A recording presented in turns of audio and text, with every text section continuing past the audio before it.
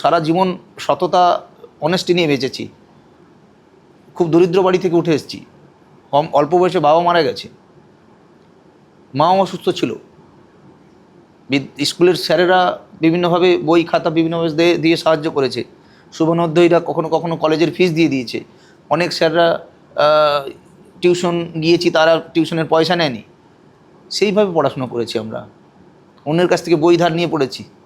আজকে যদি প্রশাসনিক দুর্নীতির জন্য, রাজ্য সরকারের চুরির জন্য আর বিচার ব্যবস্থার অপদার্থতার জন্য যদি আমাদেরকে চাকরি হারাতে হয়, এই যন্ত্রণার কথা ব্যক্ত করার কোনো ভাষা আমার কাছে নেই। আমি বিশ্বাস করি যে যারা এই কাজগুলো করলেন, যেগুলো যারা এর সঙ্গে জড়িত থাকলেন, যারা এইগুলোকে প্রশ্রয় দিলেন, যারা এই ব্যাপারগুলোর সঙ্গে এর থেকে সুবিধা লোটার চেষ্টা করলেন, আপনাদের দীর্ঘশ্বাস তাদের পোড়াবেই পোড়াবে। হ্যাঁ, সেটা ঠিকই। দীর্ঘশ্বাস পুড়িয়েছে। আমি যে কথাগুলো বলছিলাম একটু আগে, সেই কথাটা শুধু আমার একার নয়, এটা সমস্ত যোগ্য শিক্ষকের গল্প, সমস্ত যোগ্য শিক্ষকের জীবনের লড়াইয়ের কাহিনী। আমার থেকে হয়তো আরও অনেক কষ্ট করে, অনেক দারিদ্রতার মধ্য দিয়ে উঠে এসছে। তাদের গল্পগুলো আমার মুখ দিয়ে হয়তো তাদের কথাগুলোই আমি তাদের প্রতিনিধি হিসেবে বলি।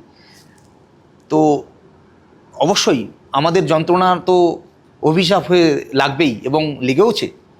সেই দুর্নীতিবাজ, চোর, নিষ্ঠুর রাজ্য সরকার আর ক্ষমতায় নেই। এবং তবে একটা জিনিস, যারা চুরি করলো, যারা দুর্নীতির অংশ হলো, যারা টাকা দিয়ে চাকরি বিক্রি করলো, সেই নেতা মন্ত্রী এবং বিভিন্ন দপ্তরের দায়িত্বে যারা ছিলেন, তাদের শাস্তি আমরা কোথায় দেখতে পাই? তারা তো একটা সময় পরে কিছুদিন হয়তো থাকে জেলে, তারপরে আবার বেরিয়ে চলে আসে, আবার তাদের সেই জীবন তারা লিড করে।